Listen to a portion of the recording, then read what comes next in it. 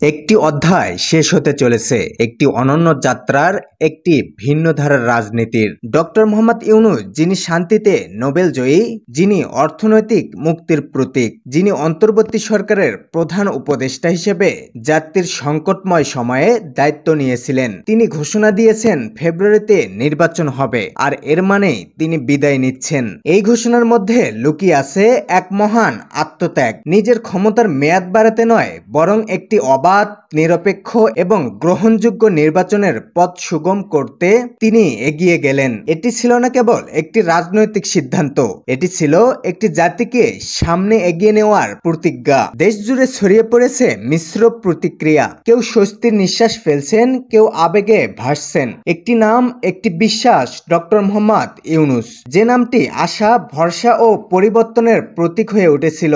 এবার সেই নামটি সময়ের স্রোতে নীরবে বিদায় নিতে চলেছে। তার এই বিদায় কেবল একটি দায়িত্বের শেষ নয়, এটি ভবিষ্যতের জন্য একটি আশাবাদের বীজ বপন। জাতি কৃতজ্ঞতার সঙ্গে স্মরণ করবে তার অবদান, তার সাহস এবং তার মূল্যবান সময়। ডক্টর ইউনূস জানিয়ে গেলেন, ব্যক্তি নয়, প্রক্রিয়া মুখ্য, পদ নয়, দেশের কল্যাণ বড়। ফেব্রুয়ারিতে ভোট হবে, তার যাত্রা শেষ হবে, কিন্তু মনে থাকবে একটি অধ্যায়ের নাম, ডক্টর মোহাম্মদ ইউনূস। জাতির জন্য মঙ্গল নিয়ে আসুক।